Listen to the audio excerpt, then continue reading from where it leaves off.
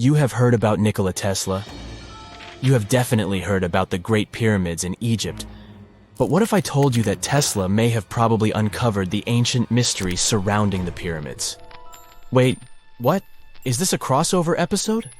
Nope. It's highly probable that the secrets of the pyramids are hidden in plain sight. But first, let's recap what we know about the pyramids. What's so mysterious about them? I mean, they are just old quirky buildings, aren't they? One of the biggest questions is how they were built.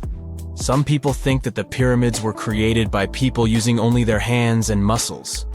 But others think that there might have been some kind of crazy energy source that we don't know about yet. Like, what if aliens helped out or something? Just kidding. But this idea of some unknown energy source being used to build the pyramids has been around for ages. Even in old texts, like the pyramid texts, it talks about how the gods gave us something to build a great power. So maybe there was something really powerful and mysterious going on back then? Who knows? Back in the early 1900s, he got obsessed with the Great Pyramids of Egypt. He read numerous books about these ancient structures and was blown away by how much energy they seemed to have. At that time, not many people knew much about electricity, and Tesla started to wonder if there was some kind of advanced tech hidden in the pyramids. He had an idea that the power of the pyramids had to do with electromagnetism, and he put a lot of time and effort into trying to figure out the mystery. Tesla had some pretty unusual theories about the Great Pyramids. He thought that they could actually store and move electricity, which could then be used to power up the areas around them. He also had this theory that the pyramids were built using some kind of crystal energy. He believed that the chambers inside the pyramids could have these super powerful crystals that could control the electromagnetic fields. But that's not all.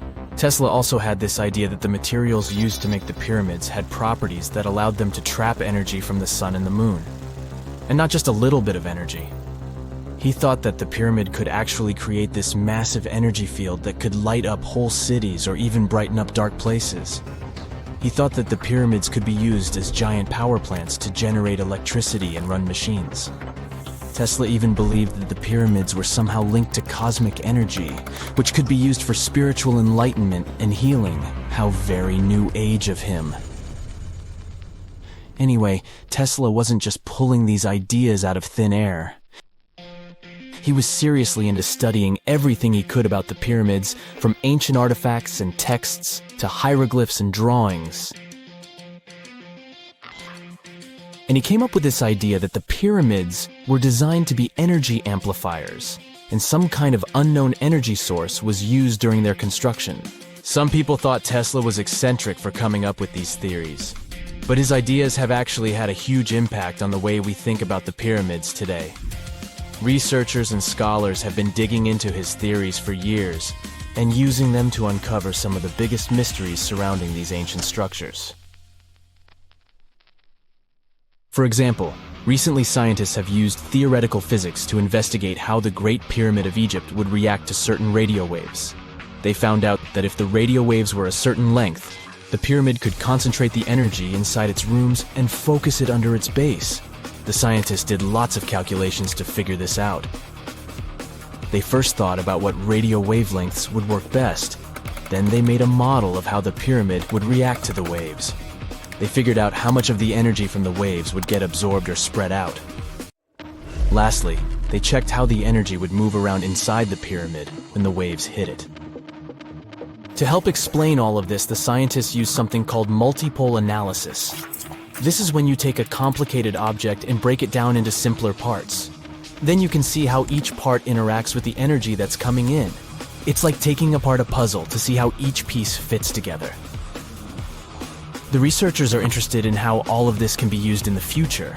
They want to make really tiny particles that can do the same thing as the pyramid, but with light. By changing the size, shape, and the material of these particles, they can control how the light moves around them. This can be really useful for things like making tiny sensors or super efficient solar cells. The scientists had to make some guesses when they were doing their research. They assumed that there weren't any hidden spaces inside the pyramid, and that the material used to build it was all the same. But even with these guesses, they still made some pretty impressive discoveries. But the pyramid study is not the only proof that Tesla was ahead of his time. There are more Tesla's projects that seemed unrealistic at the time, but that scientists and enthusiasts reevaluate and try to implement today. Let's talk about Tesla's most ambitious project, the Warden Cliffe transmission tower. Back in 1900, Tesla was already a big shot when it came to electrical engineering in America. People were blown away by his amazing inventions and the fact that he managed to outdo Thomas Edison in the battle of currents. However, Tesla wasn't content to rest on his laurels. He decided to embark on his most ambitious project yet, the transmission tower at Warden Cliffe. It was built between 1901 and 1905, and it was based on one of Tesla's breakthrough ideas. He had a vision to make the impossible possible by creating a global wireless communication system. It would use Earth itself as a conductor, transmitting music, news, stock market reports, secured military communications, and even facsimile images. Does it sound familiar? Right, it sounds just like the internet that we use today, only without the use of any wires. But Tesla had a much bigger dream in mind, to transmit power wirelessly. He already proved that high-frequency signals could be sent without any wires using his Tesla coil transformers, and this sparked his obsession with wireless energy transmission. His vision was to not only transform the way we communicate, but also to find a way to transfer power currents globally by tapping into the Earth's natural energy.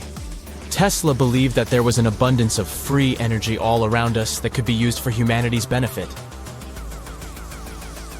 In 1899, he conducted some top-secret experiments and got convinced that it was possible to transmit electrical power through the Earth's upper atmosphere.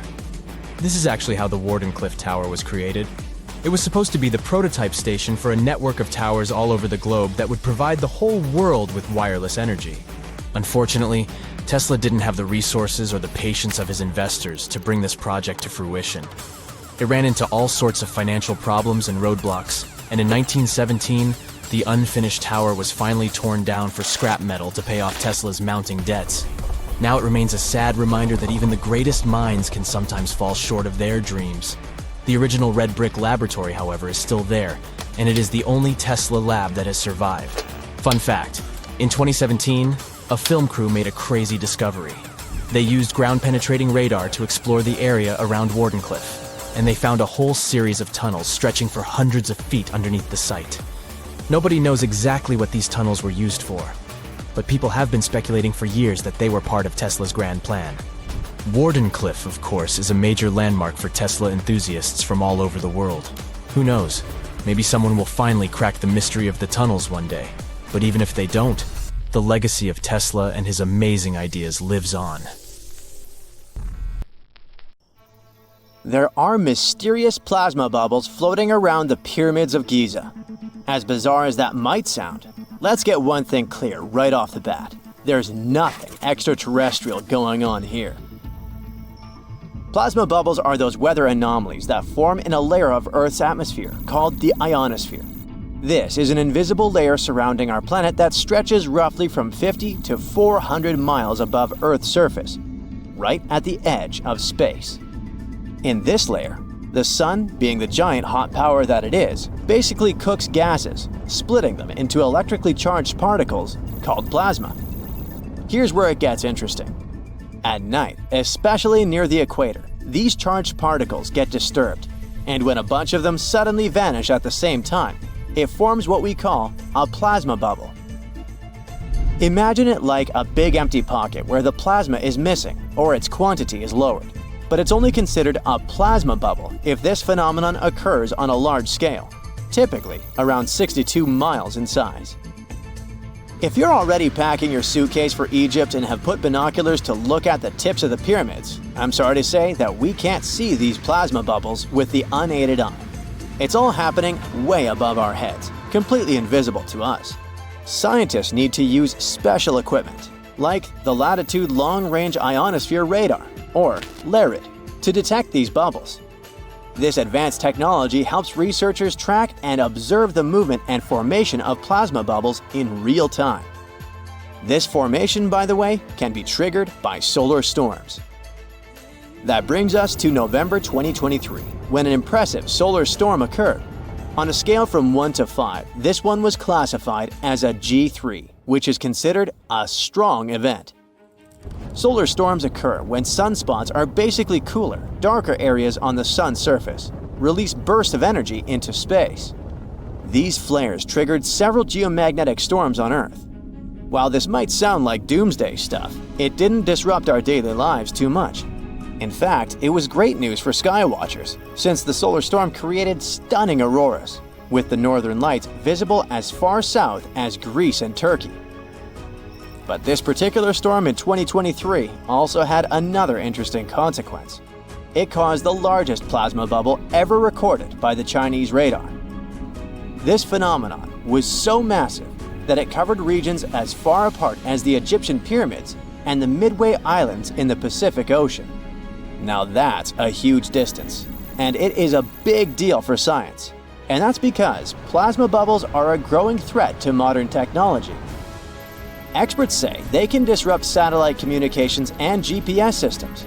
So if you're using Google Maps or Waze and suddenly it can't figure out where you are, a plasma bubble might be to blame.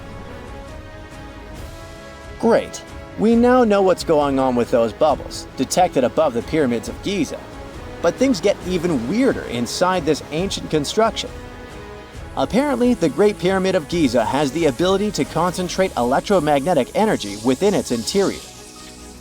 A couple of years ago, a group of researchers decided to see what would happen if they took this ancient architecture and hit it with radio waves. I mean, waves that are similar to the kind your phone uses, but on a much larger scale, up to 1,900 feet long. But since they couldn't just start blasting radio waves at the actual pyramid, they did the next best thing: computer modeling. Using these simulations, the researchers discovered something incredible. The Great Pyramid can actually concentrate electromagnetic energy within its internal chambers, as well as underneath its base, where an unfinished chamber is located. By concentrate, I mean something like trap it. For example, when you shout into a cave, you hear your voice echo back, right? The sound waves don't just disappear, they bounce around and get focused. Similarly, when radio waves hit the pyramid, they don't just pass through or around it. Instead, they get absorbed, bounce around, and focus inside and underneath the pyramid. Our list of mysterious phenomena surrounding the Egyptian pyramids doesn't end there. Inside the pyramid, there's a long, narrow passage that leads to what's known as the King's Chamber. This room sits at the center of the pyramid, and it's believed to have been the final resting place of Pharaoh Khufu, the ancient Egyptian leader who commissioned the entire thing over 4,000 years ago. When visitors step into the King's Chamber, two things normally strike them: the room's incredible acoustics and its heavy, imposing structure, which is entirely lined with red granite. Recently, scientists have started to connect these two facts. Some researchers now believe that the King's Chamber might be able to catch or pick up sound energy generated from other parts of the pyramid. In other words, this room might have been designed to amplify sound in a way that no other chamber in the pyramid can. To test this theory, researchers conducted an experiment where they sang in the Queen's Chamber, which is located directly below the King's Chamber. Here's where it gets wild. The music couldn't be heard in the lower underground rooms of the pyramid, but it sounded loud and clear in the King's Chamber. One possible explanation for this is the type of stone used in the King's Chamber: pink granite. Granite is known for its piezoelectric properties, meaning it can absorb energy from its surroundings, like sound vibrations, and convert it into electrical energy. This suggests that the chamber's unique acoustics might be due to more than just the shape of the room. It could be that the granite itself plays a role in amplifying and concentrating sound waves. According to scientists, these discoveries open up a whole new field of research into the pyramid's potential. Could the ancient pyramids have somehow harnessed the energy created by sound waves, or even Earth's natural vibrations? It might sound far-fetched, but considering the granite's piezoelectric properties are well documented in modern science, it's not entirely impossible. Who knows? Maybe we've only just scratched the surface of what the pyramids were truly capable of. Speaking of just scratching the surface, there's even more to think about, like how the pyramids ended up in such a perfect location. It seems the builders lined up the Great Pyramid with the cardinal points, meaning its sides are almost perfectly aligned with the four main directions: north, south, east, and west. There are many theories about how they did it, but one study suggests that Egyptians might have used the fall equinox to achieve this perfect alignment. During the equinox, the sun rises and sets directly in the east and west. It probably made it easier for builders to use the sun's position as a guide. By watching the sun during this time, they could make sure the pyramids were positioned just right. If we think about all these strange things about the pyramids, I mean their perfect alignment, the ability to concentrate radio waves, and the materials used in the chambers that might generate electrical energy, could the real purpose of the pyramids actually be much more complex than just being tombs? Well, Nikola Tesla thought so. It is said that the famous inventor and engineer was kind of obsessed with the Egyptian pyramids, and he wondered if they might actually be giant energy transmitters. He believed the shape and position of the pyramids could help them function as huge generators, capable of producing free, limitless energy. Some researchers agree with Tesla and believe that these massive monuments might have been designed as giant power plants. According to their theory, builders could have figured out how to move ions, those electrically charged particles in the atmosphere, by placing materials like copper, gold, and silver around the pyramids. So, it's definitely possible that the ancient Egyptians created a sustainable, renewable power source. Although this is a very interesting thought, we haven't been able to confirm this theory, and the true purpose of the pyramids remain one of humanity's biggest mysteries. X-rays are a type of invisible radiation that can pass through our bodies and objects.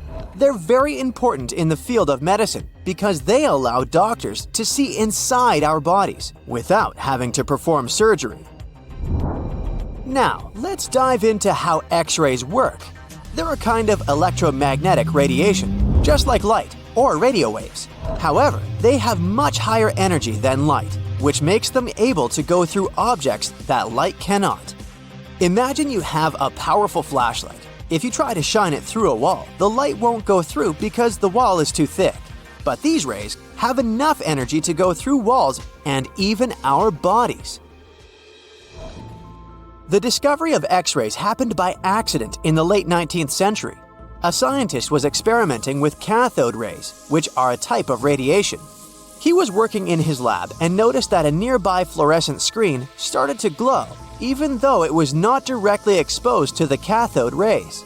He realized that something invisible was causing the fluorescence, and he named it X-ray, because X is the mathematical symbol for something unknown. He continued experimenting with such rays and discovered that they could pass through many objects, like flesh and bones, but not through denser materials like metal. He also found that X-rays could create images on photographic plates, just like a camera takes pictures. The way this works is quite fascinating. Imagine you're standing in front of a bright light and you hold your hand in front of your face. Your hand blocks the light and you can't see through it. But if you place a sheet of tissue paper in front of your hand, some light will pass through, and you'll be able to see the outline of your hand. X-rays work in a similar way. When a doctor wants to take an X-ray of a part of your body, they will ask you to stand or lie down next to a machine. This device has a special plate that can capture the image. Let's say the doctor wants to further examine your arm. They will place the X-ray plate on one side of your arm and the machine on the other side. Then, the machine will produce a controlled burst of X-rays that pass through your arm. Remember how we talked about the tissue paper allowing some light to pass through? Well, in this case, some of those X-rays will go through your arm, while others will be absorbed or blocked by the denser parts of your body, like bones. The plate captures the X-rays that pass through your arm, and it creates an image. This image shows the bones and other structures inside your body, allowing the doctor to see if there are any problems or injuries. Now, you might be wondering why X-rays can pass through some things but not others. It has to do with the density and composition of the objects. Denser materials like bones absorb more X-rays, so they appear white in the image. So when you look at the result, you'll see your bones as white shapes. Other tissues like muscles and organs are less dense and allow some of those rays to pass through, so they appear as gray shadows. What if I told you there's a whole new way you can peek inside objects, but without using X-rays? I'm not talking about magic powers. Take a comfortable seat while I explain what muography is. This fascinating scientific technique allows us to see inside objects and even beneath the Earth's surface using a special type of particle called a muon. These elementary particles are very similar to electrons, but they're much heavier. They are created high up in the Earth's atmosphere when cosmic rays, which are particles coming from space, collide with the air molecules. Now, muons are special because they can pierce through different materials. They can pass through rock, soil, and even buildings. Scientists realized this potential back in the 1950s when they were studying cosmic rays and noticed that some of the particles could pass through thick materials. The first muography experiments took place in the 60s. Specialists discovered that muons can be detected using special devices called muon detectors. These detectors are usually placed underground or in specially designed laboratories to shield them from other particles and background radiation. Now let's dive into how muography actually works. Imagine you have a large object, like a pyramid, a mountain, or even an ancient statue, and you want to see what's inside without damaging it. First, detectors are positioned around the object or in the area you want to examine. These detectors are sensitive to muons and can track their paths. When such a particle passes through a detector, it leaves a trace, like footprints in the sand. By collecting data from multiple detectors, scientists can reconstruct the paths. Here's where things get really cool. The Earth's atmosphere acts like a natural filter for muons. It turns out that the more massive an object is, the more particles it will block. So, if you have a large, dense object like a mountain, fewer muons will pass through it compared to a smaller, less dense object, like an empty box. This difference in the number of particles that reach the detectors can give us clues about what's inside the objects. Scientists use computer algorithms and mathematical techniques to analyze the data and create images. These images represent the density distribution of the object being studied. It's like creating a map that shows where the densest areas are and where there's gaps inside the object. The concept of muography is similar to using shadows to understand the shape and size of an object. Imagine you're standing in front of a bright light and you place your hand between the light source and a wall. You'll see a shadow of your hand on the wall.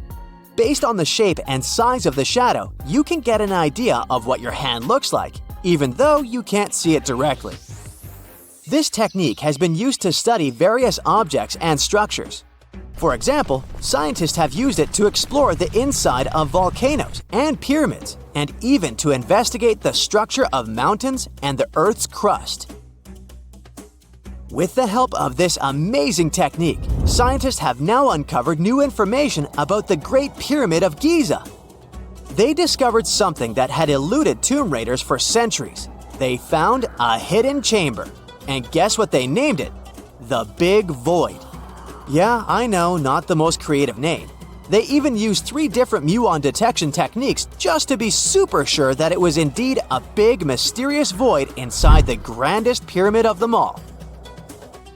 Once news got out about this mind-boggling discovery, Egyptian authorities couldn't resist the temptation to explore further.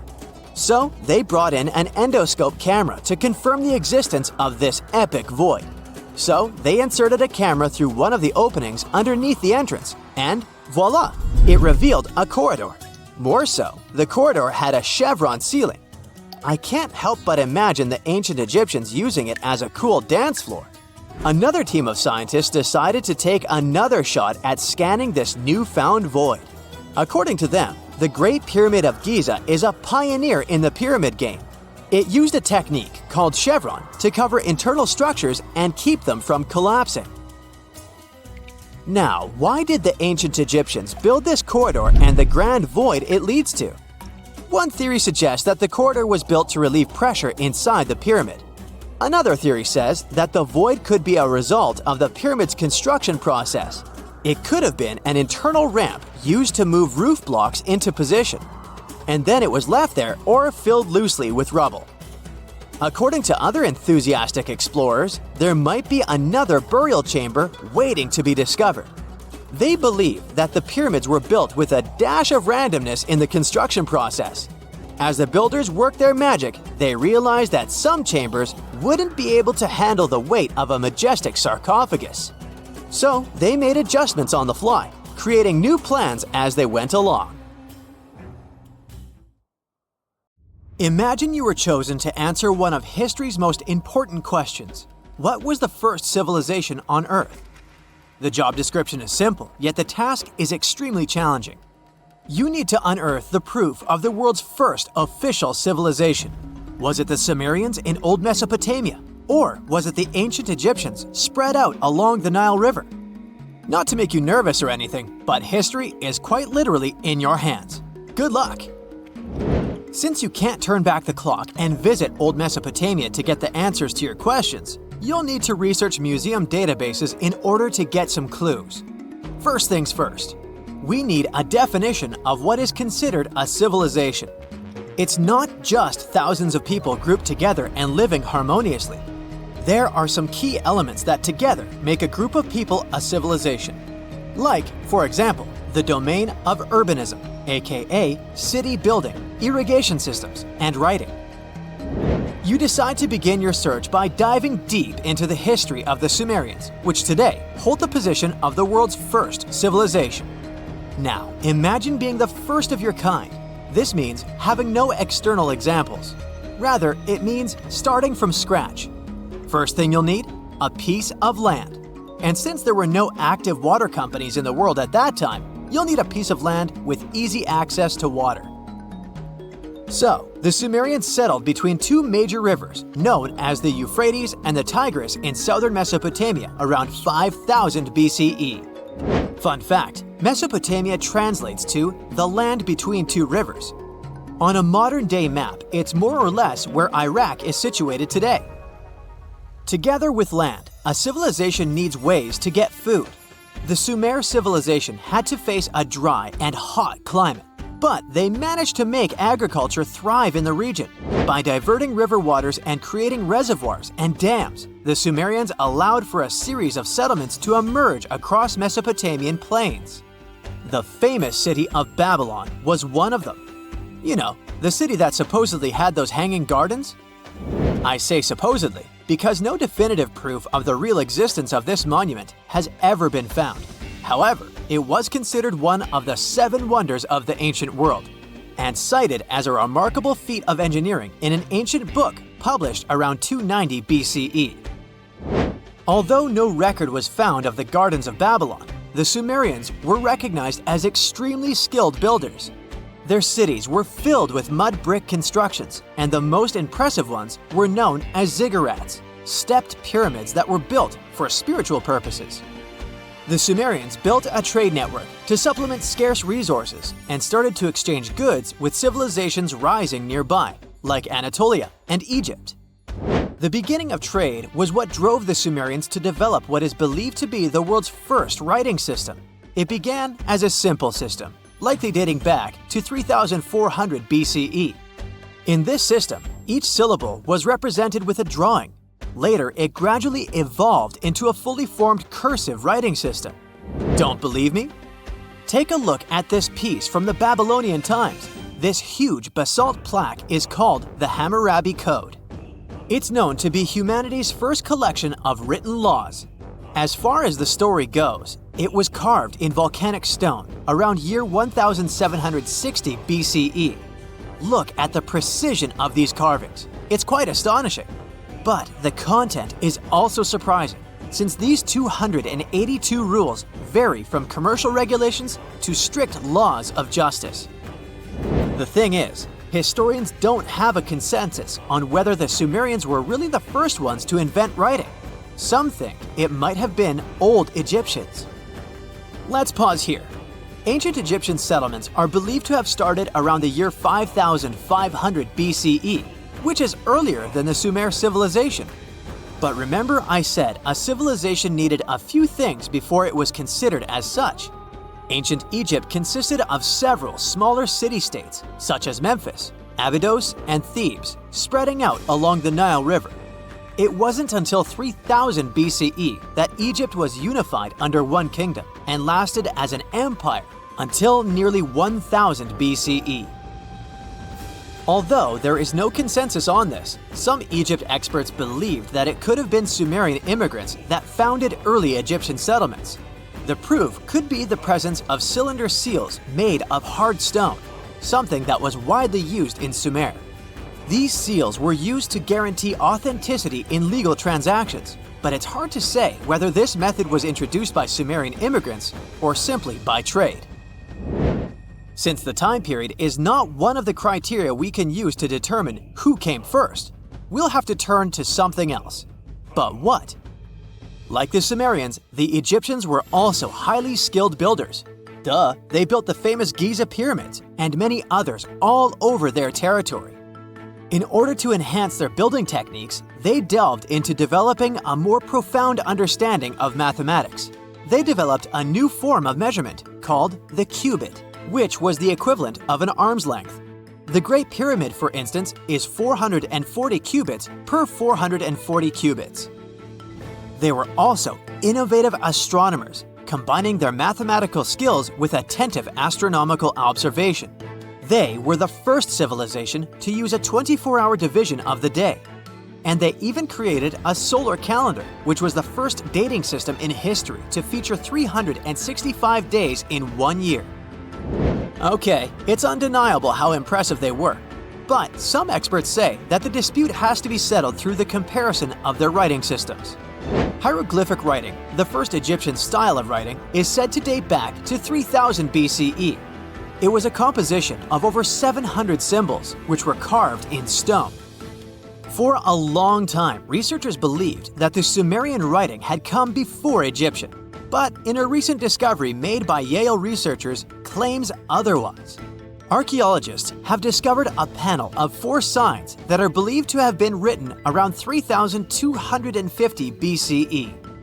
Oh, and they've also found another rock drawing depicting a pregnant elephant that can date back to 4000 BCE. Now, there's also a third possibility that fewer people seem to mention: the Indus Valley Civilization, also known as Ancient India, located around the area of modern-day Pakistan and India. The Indus Valley Civilization is also a contender for the oldest civilization due to the uncertain historical origins of the Hindu collection of texts known as the Upanishads. The Indus Valley Civilization flourished around 3000 BCE, but records show that people in the Indus Valley were trading with Mesopotamians as early as 3500 BCE. Now, wait a minute. How is it possible? No, they weren't time travelers. This isn't a sci-fi movie. There already were agricultural settlements in the area that were slowly growing into bigger cities, such as Harappa and Mohenjo-Daro. Ancient Indian cities were sophisticated, filled with baked brick homes built in a grid system. These ancient cities even had draining and sewage systems that connected most homes and used gravity to carry waste outside of the city. They were pretty advanced. They were also an extremely religious civilization, and Hindu beliefs were at the center of their practices. Despite that, their cities weren't filled with spiritual buildings. Actually, Mohenjo-Daro's most important building was a public bath. Interesting, huh? Now, why can't we know if they were the oldest civilization on Earth? Even if some historians suspect that the origins of the Indus Valley people can be traced back to 5000 BCE, there is no concrete evidence of this, only speculation. The best proof we have is the Upanishads. The Upanishads are texts filled with philosophy, mantras, and ceremonies. The thing is, part of Hindu practices included memorizing and passing down the wisdom of the Upanishads in oral form. So, it took a while before it appeared as a written script. Well, I'd say historians aren't really sure what was the world's first civilization. We can only guess at this point, but who knows what new discoveries might reveal. Most people know that pyramids were built as grand tombs for the pharaohs, designed to ensure they had a smooth journey to the afterlife. The Great Pyramid of Giza, for instance, was constructed for the pharaoh Khufu. But what most people don't know is that this whole pyramid building trend started right here with the step pyramid of Djoser about 4,700 years ago. This massive structure was built for Pharaoh Djoser, a ruler from Egypt's 3rd dynasty. It rises 7 layers high above the ground and stands about 200 feet tall. We think of it today as a phenomenal architectural project, but for ancient Egyptians, the step pyramid of Djoser turned out to be more like a massive experiment, a trial run, if you will, to perfect their building skills before they moved on to even more ambitious pyramids. Reaching new heights is super exciting, but the real mystery is what is going on below the ground. In this pyramid's underground labyrinth, there is a network of tunnels stretching about 3.5 miles long, and some researchers believe these tunnels might have been part of a sophisticated water system that could completely change what we think about pyramid construction. Let's talk about this massive complex located in Saqqara. Surrounding the pyramid, there's what's known as a dry moat, a continuous trench that is up to 164 feet wide and almost 2 miles long. It forms a sort of rectangular shape around the pyramid. This trench has an average depth of about 65 feet. Now, if you were to add up all the earth and rock they dug out to create this moat, it would be about 10 times the volume of the step pyramid itself. For the longest time, people just assumed this trench was nothing more than a huge quarry, a place where they dug up stone and clay to build the step pyramid. Makes sense, right? But when you take a closer look, it doesn't add up. The trench is too narrow and deep to be practical for mining, and its layout doesn't match anything we know about ancient Egyptian quarrying methods. Plus, some sections of the trench are actually covered with a rocky ceiling, which would have made it nearly impossible to use as a quarry. Another theory suggests that the dry moat had some kind of spiritual significance. Maybe it was a sacred place, where souls of nobles gathered to serve the late king in the afterlife. There are even niches in the walls that work as a hint at this spiritual function. But most researchers believe that this purpose likely developed much later, long after the complex was built for Djoser. So, what was the moat really designed for? In 2020, a researcher came up with a pretty intriguing idea. It is possible that this trench was actually designed to collect and manage water, especially after heavy rainfalls. Now, that makes sense when you consider the location. The moat sits in an area that could easily have been flooded by runoff water from nearby plains. This could also explain why the trench wasn't used for new graves until much later when the climate became drier and less prone to flooding. The story becomes even more intriguing as this trench appears to be part of a larger, more complex hydraulic system within the Djoser complex.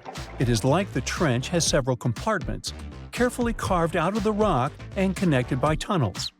These compartments likely served as a part of a water treatment system, where water would flow from one compartment to the next, getting cleaner as it moved along. Now, here is where things start to tie into the pyramid itself. The Djoser complex has a series of underground shafts, and some researchers think that water from the moat's deep trench might have been used to power a hydraulic lift system, and this giant water-powered elevator could have been used to raise the heavy stones needed to build the pyramid. It worked like a volcano, but instead of lava, water did the heavy lifting. Imagine a big deep hole in the ground at the center of the pyramid site. Inside this hole, there was a huge wooden platform, kind of like a giant raft that could move up and down. When the workers wanted to lift a heavy stone, they would fill the hole with water. As the water rose, the wooden platform started to float up, carrying the stone with it, almost like a giant water-powered elevator. When the stone reached the right height, the workers slid it off the platform and onto the pyramid. The idea is that water from the deep trench, after being cleaned and filtered, would flow into these shafts. A massive float, possibly made of wood, would then rise as the water filled the shaft, lifting the stones up to where they were needed for construction. Once the stone was in place, they'd let the water out, lowering the platform back down to the bottom, ready to lift the next stone. This fancy hydraulic lift system could have been a game changer, making the whole building process a lot faster and more efficient without using a lot of workforce. It is like the ancient Egyptians were already embracing the whole idea of work smarter, not harder. But of course, not everyone is on board with this theory. Some experts argue that the area where the step pyramid of Djoser was built couldn't have held enough water from occasional rains to maintain such a fancy hydraulic system. The main theory suggests that, in the past, there might have been some kind of lake nearby that would have filled up after a period of rain, and this lake could have supplied water to the complex's hydraulic system. But there is no mention of such a lake in any ancient Egyptian writings, so it might be more of a what-if situation than a reality. And then there's the issue of the hard work itself. Remember when I said this method could have allowed the ancient builders to raise stones with far less effort? Well, that might not be entirely true. According to some experts, just building this hydraulic device would have required a lot more heavy work than simply moving the stone blocks using good old-fashioned manpower. And let's not forget, the step pyramid of Djoser is like a baby pyramid compared to those that came later. The stones used for Djoser's pyramid weighed, on average, about 660 pounds each, which is nothing compared to the more than 2.5-ton blocks used later for the pyramid of Chephren. If this cool water lift theory gets completely ruled out, we still need to explain how this pyramid was built in the first place. To answer that, we need to rewind a bit and talk about the original plans. See, before Djoser's tomb became a pyramid, the idea was to construct a simple mastaba. This type of tomb was pretty common in earlier periods, a flat-roofed, rectangular structure with sloping sides. But after the original mastaba was finished, they decided to expand it a bit by adding more layers on top. And then they added even more layers, until the construction reached 6 distinctive steps, each one smaller than the previous. And they probably did all this by raising those heavy stones using ramps, not a water-powered elevator. There is still so much we don't know about the step pyramid of Djoser.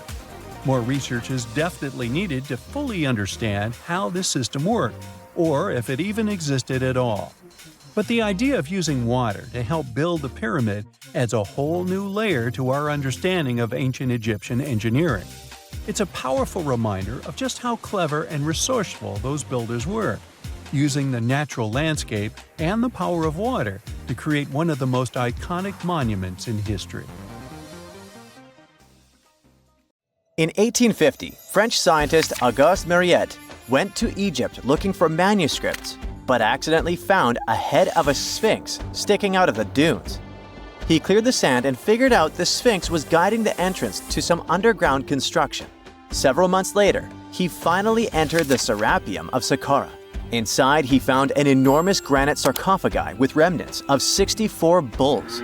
Scientists are still amazed by the tech that the ancient Egyptians used to transport those enormous boxes. The Serapeum was built around the year 3000 before the Common Era. It was an underground tomb built to honor the sacred Apis bulls of ancient Egypt. It had a long hallway, almost 500 feet long, with giant stone rooms on both sides. Some of the sarcophagi weighed as much as 50 average cars, and all of them were made with super precision, with exact 90-degree angles. These sarcophagi were beautifully decorated with hieroglyphs and carvings that told stories about the lives and importance of the Apis bulls. Now, there are 24 sarcophagi left. In ancient Egypt, Apis bulls were very special animals connected to the deity Ptah. They thought the bulls carried Ptah's spirit and wisdom, helped the pharaoh, and protected the Egyptians. Priests looked for special markings on young bulls to find Apis bulls. It could be a white triangle on its forehead, which symbolized divine light, a shape on its back like a vulture's wing, and a scarab shape under its tongue, which stood for rebirth. If a bull had these signs, they believed it was chosen by Ptah and treated it like royalty. The chosen bulls lived in a special temple in Memphis, the city where they worshipped Ptah. They received the best care and offerings from visitors who wanted their blessings. When an Apis bull passed away, it was treated with great honor and mummified. When Mariette entered the Serapeum, he noticed traces of rollers on the gallery's floor and found 2 wooden horizontal winches. Each had 8 levers. Later, other explorers saw double rails. The burial chambers were lower than the hallway floor. To get the boxes into place, workers filled the chambers with sand so the sarcophagi could be rolled in straight. Then they slowly removed the sand to gently lower the boxes into perfectly cut spaces in the bedrock. A carved stone sign found in the Serapeum said it took 28 days to move just one sarcophagus and its lid into its spot during the time of Ptolemy II. The extreme precision of the sarcophagi with 90-degree angles also has an explanation. Ancient Egyptians wrote texts, or rather, papyrus, on geometry a long time ago. It shows that they knew the approximate number pi and could calculate the volume of a pyramid with its top cut off. If they could figure out complicated math like that back then, it makes sense that they could also carve perfectly flat surfaces 500 years later. All this sounds pretty legit, but some people think certain things don't add up here. The size of boxes is way larger than the size of bulls, yet they buried pharaohs in tiny coffins that barely fit their bodies. The sarcophagi are made out of granite with crazy precision, and they could have just used limestone, which would have made things way easier. The transportation of the boxes seems pretty simple, but only in theory. If one person could pull about 440 pounds, then at least 250 people would be needed to pull just one box.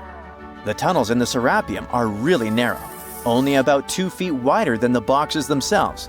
There's no way hundreds of people could have squeezed into those tight spaces to pull the boxes. And even if they did, how would they turn the box in the cramped corridor, lower it into its niche, and place it perfectly in the middle? Somehow, they did this 24 times, and every box is centered perfectly. Plus, the chambers were dusty, and there were no signs of soot from lamps. This means they must have worked in almost complete darkness. The real use of the boxes could also be different. A long time ago, even before the Egyptian pharaohs ruled, the local people already knew how to use fermentation. It happens when tiny organisms called yeast eat certain ingredients like starch and turn them into gas and ethanol. So someone in ancient Egypt probably put food like barley, bread, and even meat inside a giant stone box, then closed it tight with a heavy lid. These stone boxes, carved from granite, were so precisely made that they were almost completely sealed, so nothing could escape from it. As the yeast inside the box started working, it created more and more CO2 gas. It built up pressure inside the box. The granite boxes were incredibly strong. They could handle more pressure than a car tire can hold. When granite was squeezed under such pressure, its crystals produced a tiny electric charge. This effect was possible because granite contains quartz, a material that reacts to pressure this way. The process also needed meat or animal parts, possibly to help the yeast grow better. Meat contains something called oleic acid, which yeast needs to keep growing and to survive the bad effects of the ethanol it produces. As the pressure inside the box kept growing, the combination of gases and electricity made these boxes not just ancient fridges, but powerful energy systems. Over time, the pressure inside got so strong that it could push the lid open and the gas would escape with a pop. But when people rediscovered the Serapeum in 1850, they found old drawings that showed piles of stones stacked on top of some of the box lids. So, someone long ago probably tried to make the lids even heavier by adding extra weight to make it harder for the gas pressure to push them open. This extra weight also meant the quartz crystals in the granite could keep creating more electricity under all that pressure. If someone opened one of these stone boxes thousands of years later, they would only find bones from bulls that were placed in the box. And that's exactly what Mariette discovered in the 1850s. They opened the Serapeum for visitors soon after the first excavations in the second half of the 19th century. Prince of Wales even had a luncheon with his guests in one of the sarcophagi. Sands and earthquakes made the site inaccessible for a while, but now you can visit it again and try to solve the mystery yourself. With new tech, we could have answers to many other historical mysteries soon. A team of scientists at Chicago's Field Museum of Natural History recently used a special CT scanner to learn more about ancient Egyptian mummies without unwrapping them. They gently rolled 26 mummies on custom carts out to the parking lot, where the scanner was waiting. It took thousands of detailed X-ray pictures of each mummy and their coffins. When all the pictures were put together, they created 3D images that showed what was inside, the skeletons, and some artifacts. The scientists hope these images will help them understand ancient Egyptian burial practices from over 3,000 years ago. Even though the scanning process only took 4 days, it might take 3 years to study all the data. But scientists were able to learn some personal details about the mummies. One of the most popular mummified individuals at the museum, Lady Chineta, was a woman who lived in ancient Egypt about 3,000 years ago. It looks like she passed away in her late 30s or early 40s. To make sure her body looked complete for the afterlife, embalmers put stuffing in her neck to keep it from collapsing. They also placed artificial eyes in her sockets, so she would have eyes in the next world. She was wrapped in fancy linen and placed in a beautifully decorated coffin. The scans revealed that it had been carefully crafted with a slit at the back, which embalmers used to fit the body. There were also some artistic details on the surface, like markings for her knees. It looks like her burial was on the scale of a high-end luxury car. A gruesome discovery took place in Egypt some years ago. You want to hear about it? 16 human hands, carefully buried in 4 eerie pits. They didn't look too much like human hands at first, since they were abnormally large, but they were. Weirdly, there were only right hands. No left hands were in sight. It turned out that it points to the practice of an ancient dark ritual. Old Egyptian art and tales talked of a ceremony where warriors would present the right hand of their adversaries as proof of victory and ask for gold in return. Egyptians believed in the afterlife, so cutting off someone's hand meant you cut off their power eternally. Guaranteeing this type of defeat was interesting to the winning party. Here, the fight was between Egyptians versus Hyksos, who lived in what was once known as Canaan. Egypt has always been the center of some history-changing findings, and some time ago, this papyrus was found. If we stretched it open, it would be just a tad bigger than the height of a skyscraper. The world's tiniest skyscraper, which is located in Wichita Falls, Texas. When humans didn't write on their notes app, they wrote on this thing, made from the medulla of a papyrus plant. Around 2,000 years ago, ancient Egyptians wrote something reminiscent of a book where they describe most of their funerary traditions and their visions of the afterlife. It's considered one of the most important texts from ancient Egypt and is still sold in bookstores to this day. This ancient manuscript was unearthed from a chamber located just south of the Pyramid of Djoser, located in Saqqara. Oh yes, Djoser is the oldest pyramid in Egypt and not the Giza pyramids like most people think. So recently, the site of Saqqara buzzed with excited archaeologists who probably found one of Egypt's oldest complete mummies. They believe that this beautiful and well-preserved mummy was that of a wealthy man. He was discovered in a deep shaft, covered in layers of gold leaves. There are many symbols that show he was an important and wealthy man, like the band he wore on his head, the bracelet on his chest, and the fact that he was embalmed with a tunic, which was reserved for Egypt's finest. The most exciting part of the entire discovery was finding the resting place sealed with mortar, just as the ancient Egyptians had left it 4,300 years ago. Now this may sound weird, but back in 2008, archaeologists discovered a missing pyramid. Now, it went missing because it deteriorated over the span of 4,000 years. Today, you can only see its base. It was a pretty important site back in ancient times. It is said that around the area of the pyramid, the ancients hosted a special type of ceremony where high priests would carry mummified remains of sacred bulls. Now, here's a fun fact. Ancient Egyptians believed that Apis bulls were earthly incarnations of the city deity of Memphis and was connected to rites of fertility. It wasn't just any Apis bull, though. They needed to be all black, with a single white mark between its horns and a bunch of very specific characteristics. They were selected by the local priests and honored until they passed away. After that, they were mummified and buried in underground galleries. Meanwhile, this missing pyramid sort of disappeared around the 1800s. It was a German archaeologist who first found it in the village of Saqqara. He called it the Headless Pyramid when he first found it. But then, years after the official discovery, the desert sand came along and covered the whole thing. There were some excavations between the 19th and 20th centuries, but they weren't too systematic. That's why scientists were so thrilled when they dug an entire pyramid's base after removing the 25-foot mound of sand that was covering it. Oh, and it turns out American archaeologists are excavating a cemetery in Egypt that could contain over 1 million mummified bodies. So far, archaeologists have dug around 1,700 mummies. One of the main differences from other classic Egyptian mummies is that these people weren't kings and pharaohs. They were commoners that most likely lived about 1,500 years ago, when Egypt was controlled by the Roman and Byzantine empires. The name of the cemetery is cool, though, the Way of the Water Buffalo, just in case you want to check it out on your next trip. Other than bulls and buffaloes, ancient Egyptians also liked baboons. Are you seeing a pattern here? In the beginning of the 20th century, archaeologists discovered a site filled with mummified baboons in a place called, guess what? The Valley of Monkeys.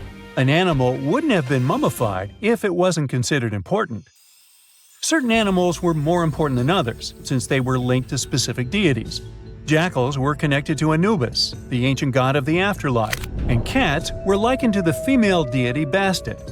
Baboons were a pretty big deal, since they were believed to be connected to Thoth, the deity of wisdom and advisor to Ra, one of Egypt's supreme deities. The archaeologists who studied these animals weren't too happy. They think these baboons were kept inside and were deprived of sunlight for most of their lives. They had extreme vitamin D deficiencies and they were poorly fed. Maybe Thoth got angry with these baboon keepers. Just a guess. Since there's never a boring day for archaeologists in Egypt, they also found human mummies with golden tongues.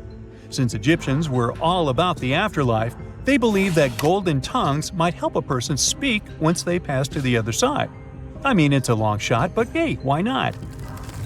Some of these mummies were placed in wooden coffins with goods, such as necklaces, pottery, golden artifacts in the shape of lotus flowers and scarab beetles, and iPhones. Just kidding. A new temple was also unearthed recently in Egypt. Scientists believe it was dedicated to honor Zeus Cassios. That deity would be a cross between Zeus, the almighty Greek deity of the sky, and Mount Cassios. While digging around the Sinai Peninsula in Egypt, archaeologists spotted 2 pink granite columns poking out of the ground, and bingo. They believe these columns represented the temple's front gate and collapsed during an earthquake many years ago. And speaking of deities, there weren't only super serious deities. Recently, scientists unearthed a golden ring in a city south of Cairo. No, Frodo, it's not magical. It was a normal gold ring, but it had the depiction of the deity of fun, officially named Bes. This deity is often described in sacred texts as a happy chubby dwarf. Today, many tattoos we get are sorta deprived of any sense and are made of aesthetic purposes only. In ancient Egypt, though, women would get tattoos as a token of protection for childbirth. That's what scientists think, at least. Around the Nile region, scientists found some mummies that had well-preserved tattoos, which is a rarity since the skin deteriorates so easily. 2 of these women tattooed their lower backs, and the drawings were simple. There were mostly pictures, including that same chubby dwarf we just talked about, Bes. He also had a side hustle as the protector of women during childbirth. Now, would you believe me if I told you ancient Egyptians invented robots? No? Well, that's because that's not entirely true. Sure, they were astronomers, mathematicians, and engineers, and somehow they also squeezed an eccentric invention into that package – an automated deity some scientists called Hathor. This wooden statue had been in the Metropolitan Museum of Art for years before someone noticed its secret. With the help of an X-ray machine, specialists discovered a mechanical operating system inside it. The pulley-like axis goes from the statue's shoulder to her left leg. When the system rotates, the statue raises and lowers her hand. Hey, pick me! Pick me! I got my hand up here. Consider the Great Pyramids, one of the original 7 wonders of the world and the only one that still exists today. Did you know that the pyramids of Giza weren't the only pyramids out there? And they weren't even the first ones. First, there were the pretty good pyramids, but they didn't catch on. Nah, I made that up. Back to the story. In ancient Egypt, it was believed that kings were chosen by gods to serve on earth as their mediators. In the afterlife, they were expected to become gods themselves. The pyramid complex was built to make sure that the king had everything they might need in the afterlife. The complex included the pyramid, a palace, and temples. The tomb in the pyramid, where the king was buried, was filled with many things they might need, like furniture, food, and gold vessels. Actually, the first pyramid had been built 80 years before the first pyramid of Giza appeared. Overall, there were around 100 of them. Some weren't finished though, since the construction took a while and not every pharaoh lived long enough to see the end of the construction. And now let's talk about the construction itself. The biggest of the pyramids of Giza is as tall as a 40-story building. So how on earth did they manage to build a structure that massive 5,000 years ago, long before machines and other equipment appeared? Well, let's figure it out. So Pharaoh Khufu ascended the throne around 2575 BCE, and his architects started the construction of the oldest and biggest of the pyramids of Giza. He figured that over 2 million limestone blocks had to be used to build the pyramid, each weighing around 2.5 tons, around the weight of a rhino. The architect wanted to finish the construction in 20 years. To make it possible, a stone had to be carried and pushed into place every 4 minutes, 24 hours a day, 7 days a week, and 365 days a year, except leap year. So obviously, a lot of workers were needed to make it happen. Many believe that it was enslaved people who worked at the pyramid's construction site, but that's not true. Workers came from all over Egypt to contribute to the project. All in all, around 25,000 of them. The Egyptians were doing all kinds of work, starting with manual labor and crafting tools to administrative work. They all worked around 10 hours a day. They were housed and well fed, and they were overall living a more comfortable life than an average Egyptian could afford at that time. Supposedly, the builders lived in a nearby temporary city and were a highly organized community with a strong leader. The pyramids seemed to be designed to align with the points on a compass, and their sides symbolized the rays of the sun. But back at that time, there were no compasses. Ancient Egyptians figured out the directions themselves and with amazing precision. To align the pyramids, they used 2 constellations. The construction site was arranged on the west bank of the Nile River. This also had a symbolic meaning. Just like the sun sets in the west, life sets in the west as well. The second pyramid of Giza was for Khufu's son, Pharaoh Khafre. It's a bit smaller, but this one has the famous noseless statue of the Sphinx. Of course, originally it had a nose. I would tell you what happened to it, but it's still a mystery, and no one knows for sure. Sphinxes have the body of a lion and the head of a human. They were considered guardians of important areas. This famous Sphinx, also pronounced Sphinx, has the head of Pharaoh Khafre and is guarding his pyramid, facing the sunrise. The Sphinx is one of the biggest and oldest statues in the world. Originally, it not only had a nose, but was also painted. Scientists have discovered traces of the red color of its face. So, most likely, the Sphinx was painted red. There are also remains of yellow and blue color on its body. The statue definitely wasn't boring. Till around 1800, the Sphinx was buried up to its shoulders until an adventurer with a team of 160 men dug it out. But let's get back to the construction. The workers, of course, needed stone blocks. There were two main places where people could get these stones. One source was close to the construction site, but that fossil-lined yellow stone was only suitable for the pyramid's interior. The limestone blocks for the exterior were hauled from 8 miles away on 30-foot-long sleds. Apparently, it wasn't too hard to pull them. The sand mixed with the right amount of water was pretty slick, and 10 people could move a sled even with a rock weighing so much. Surprisingly, cutting off a block of limestone wasn't the biggest problem. When in the ground, it was soft and could be split relatively easy. But after getting exposed to the air, limestone hardens. So the most difficult part was to shape the blocks. That step was crucial because the smallest inaccuracies could lead to the whole pyramid collapsing. So, okay, those limestones were mined, carried on a sled, shaped, and then what? How could they be put into place? Well, this is still a mystery. Archaeologists have discovered the remains of a ramp system that dates back around the time the pyramids were being built. So historians have come to the consensus that, most likely, the Egyptians designed a unique ramp system to move and pull huge stone blocks. The most common opinion is that there were several ramps around the pyramid. There probably was a central ramp with 2 staircases on each side of it built over the pyramid stones. The ramp was growing as the pyramid was getting higher. People might have been walking up the stairs, pulling up stones on wooden sleds. But this is just one of the options. Other experts say that the ramps were around the pyramid, and some say that the ramps were inside the pyramid. Maybe we will never know for sure, and it'll forever remain a mystery. The exterior limestone of the pyramid was polished with sand and stone until it gleamed. On top, there was a gold and silver capstone, which glimmered over Egypt like a second sun. So that's how it was 5,000 years ago. Now, about the interior. Surprisingly, there's not much inside the pyramid. Most of it is just solid stone with very little open space. But let's take a quick look inside.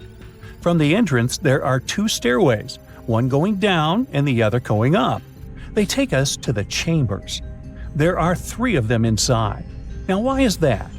Apparently, throughout the whole construction, a burial chamber had to be prepared at all times, just in case a pharaoh kicked the bucket before the construction ended. So, separate chambers were built one after another as the construction progressed. The last of them was the main one. It's called the King's Chamber. It's the one where Khufu is resting. It's the biggest room at the very heart of the pyramid, and there's a big passageway leading to it. It was likely used as a kind of elevator to move granite up to build the interior. Granite was also used to make 5 stories of support beams to ensure that the pyramid didn't collapse. And we can see that it worked since it's been standing for centuries. Unfortunately, none of these chambers have hieroglyphs on the walls. If you want to see the writings, you should go to the decorated tombs near the pyramids. Those pieces of art are depiction of ancient Egypt's culture and daily life. The texts allow researchers to study their language and grammar. The treasures that once were in the pyramids have been taken by people. There are also many secret tunnels and passages inside the pyramids, but even today, no one knows the whole plan of the interior. Scientists have been sending little robots with cameras inside for many years, but there's still a lot we don't know about the pyramids. Now they're trying to use an X-ray to scan the pyramids from the outside without going inside. So yeah, ancient Egyptians did create a mystery no one has been able to crack for 5,000 years already. It's nighttime, and you're about to walk inside Pharaoh Tutankhamun's final resting place. You know, King Tut. You don't have a torch, but at least you came with a flashlight.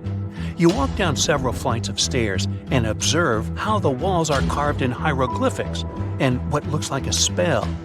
Those who take anything from this place will be doomed for life, the spell says. Even if you don't really believe it, this scares you a little bit. You find a huge stone door. Is it a trap? You manage to open it, but oh no, it's only an empty chamber. You check your map. It seems like you're heading in the right direction. After what feels like hours, You realize you must be trapped inside a labyrinth. You try to retrace your steps, but you can't find the door where you came in from anymore. That's it, you think to yourself. You've fallen for the Pharaoh's trap. What's worse, you didn't bring a lunch. Okay, so we've all seen Hollywood movies where the main character is exploring ancient ruins and faces some seriously dangerous traps, right? We've been told Egyptian royalty protected their final resting places with venomous scorpions and snakes, sliding doors that will trap you for life, and giant rolling boulders that will crush anyone on their paths. The thing is, were these traps truly real? Well, I regret to be the one to break it to you, but this is all fiction. These elaborate traps were too technologically advanced for ancient civilizations to pull off. That is not to say, however, that there weren't any traps at all. Ancient civilizations, like the Egyptians and the Mayans, are known for their practice of building entire monuments dedicated to the ones who had passed away. These structures would often reflect the position of person occupied in society. So, for the really important people, the VIPs of their times, massive monuments were built to host their bodies long after they were gone. Some of these civilizations believed that a person's life would continue on the other side of the veil. For that reason, a person would be buried together with the belongings of their current life. If they had a lot of money and power and stuff, that meant their resting places would be filled with riches and gold. Now imagine if you lived in ancient Egypt and you knew exactly where all the pharaohs' tombs were located and had heard rumors of the amount of wealth kept in these places. Maybe you would be tempted to go check it out, right? We're talking about large rooms filled from floor to ceiling with golden artifacts, jewels, and even money. I mean, it does sound tempting. And since there weren't any security guards protecting the entrance of these places, Egyptians needed to get creative as to how they would protect these riches. These old civilizations found some traps to be useful. A recurring one was building empty rooms inside the monument to confuse a burglar. Now, let's take a look at Amenhotep III's final resting place as an example. It was built in the city of Luxor, in a spot also known as the Western Valley of the Kings. Two French engineers originally discovered the monument between 1905 and 1914 CE. The structure is huge and has more than 10 chambers, connected by long corridors and steep stairways. The King's Chamber is the most hidden one, and for an outsider to try and find it, they will probably enter a lot of empty rooms beforehand. Other pharaohs tried to protect their riches by commissioning monuments with false doors concealing pits that were up to 20 feet deep. This way, an unwarned and unwanted visitor would be surprised by the deep hole on their way to the king's resting chamber. Alongside false doors, pharaohs made sure to build labyrinth-style corridors and false walls. This way, robbers could take hours or days before they found the king's real chamber. As to pits with poisonous snakes on them, if there were any reptiles inside these monuments, they probably got inside on their own and would most likely not stay there for long. There is no way snakes would survive years and years without food inside these pits. So yes, another Hollywood-induced belief right there. If these traps seem boring to you, archaeologists did find an interesting deterrent in the final resting place of the Red Queen of Palenque in Mexico. Palenque was one of the most powerful Mayan cities in pre-Columbian Mexico, and the Red Queen was believed to be the grandmother of the last Mayan king, undoubtedly a person of immense importance to the empire. In her honor, a huge monument was built to keep her body after her passing. The discovery of the tomb itself was already thrilling. Archaeologists found an ancient monument when digging at the site back in 1994. The first thing they found was a room with a hidden door. Once they opened the door, they discovered a long corridor. Finally, at the end of this corridor was the Queen's chamber. The team of archaeologists was beyond excited to unearth this chamber with the mummy of the Queen herself still inside it. They found her to be accompanied by her pearls, jade shells, and expensive rocks. But as the team explored the remains, they saw something rather strange. The room was filled with a red-colored powder. Researchers knew that the color red was important to the Mayan people, and that much of their clothing and buildings were decorated with this color. But they didn't understand why the queen was buried with this unknown red substance. After they took a sample back with them for further analysis, they discovered that the red powder was cinnabar, a very dangerous mineral. This powder, when inhaled, can cause, shall we say, severe health damage to a person. The team concluded that this could only be a trap for anyone trying to steal her riches. Okay, so dangerous powders might have worked as the most intense traps we've seen until now. But perhaps the cheapest way to keep out unwanted visitors was to advertise spells written out all over the monument. We'd probably laugh at these today, but back in the day, they were more or less effective. Spells usually said that the person who took anything from that place would meet a tragic fate. Some spells said that robbers would lose their houses in big fires or terrible floods. Other spells said burglars would have incurable and undiagnosed health issues, but they weren't really enough to stop people from taking any gold. There are some stories surrounding how these spells might have been real. One of them is from the famous British Egyptologist Howard Carter, the one responsible for unearthing Pharaoh Tutankhamun's resting place in the 1920s. After months of unsuccessful digging, Carter discovered the tomb's existence by chance. He found the entrance to a stairway right beneath the soil where he had been searching all those months. With the help of a team, he cleared the piles of sand blocking the stairs and discovered a doorway. The door had several royal symbols carved into it, and Carter knew this could only mean a very important person had been buried there. And he was right. With a chisel, he made a hole in the top left-hand corner of the doorway and lit his vision with the help of a candle. He couldn't believe what he was seeing, the reflection of several golden and jeweled items crowding the chamber before him. Lost for 3,000 years, Carter had just discovered the final resting place of King Tut. But the story didn't finish here. This discovery was accompanied by a series of unfortunate events that led people to believe it had something to do with the pharaoh's spell. Carter himself mysteriously passed away just a few years later, and some of his assistants lost their houses in floods, just like one of the spells threatened.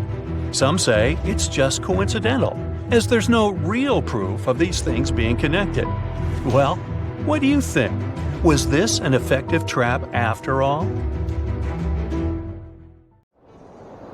In November 1922, a boy walked through the desert mountains of Egypt and discovered some ancient steps carved into the rock. Subsequently, this find became one of the world's largest and most significant archaeological discoveries. This step was part of Tutankhamun's untouched tomb. Archaeologists found about 5,000 ancient objects, including jewelry, fabrics, painted vases, and funeral masks. You've probably seen one of them. It has become one of the most recognizable attributes of ancient Egypt. More than 100 years have passed since then, and now humanity has finally become close to another large-scale discovery, the tomb of Cleopatra. This queen was the last active ruler of the Ptolemaic Kingdom of Egypt, who sat on the throne from 51 to 30 BCE. There are many ancient records about Cleopatra, her reign, and her unusual personality, but until now, no one has discovered the secrets about her passing away in the burial place. So, one archaeologist, Dr. Kathleen Martinez, has been studying ancient records and temples around Alexandria for decades, and concluded that the tomb of the queen should be located under the ancient city of Taposiris Magna, founded in 280 BCE. It was a big city on the northern coast of Egypt, where tens of thousands of people were engaged in trade and industry, and it seems that Dr. Martinez's guesses turned out to be correct. She and a group of archaeologists have discovered a secret underground tunnel near Alexandria, with a length of about 0.8 miles. It was cut into the rock under Taposiris Magna's temple. During further excavations, they found many things that indicate Cleopatra's tomb lies in the tunnel's depths. It's also possible that she is buried there together with the Roman commander, Mark Antony. According to ancient records, Cleopatra and Mark Antony loved each other and together opposed the Roman Senate, which declared Antony a traitor. The fact that natural disasters have occurred on the territory of Taposiris Magna for thousands of years can complicate the excavations. Earthquakes and floods destroyed the city and possibly flooded its underground tunnels. But archaeologists hope the ancient tomb remains untouched, and that it hides many treasures and records about the royal life of ancient Egypt during the reign of the last dynasty. There's a chance that excavations will go underwater and in the mud. This will require much time and funding, but archaeologists are sure it's worth it. Anyway, it's too early to say that Cleopatra is really buried there, but scientists have found many things in the tunnel that confirm this, including clay pots, dozens of coins with the image of Cleopatra and Alexander the Great, as well as a bust with the image of the Egyptian queen. Cleopatra is still one of the most popular personalities in Egypt, on an equal footing with Ramesses III and Tutankhamun. She inspired many films, paintings, and books, but what made her so popular? She became famous for her inconsistency.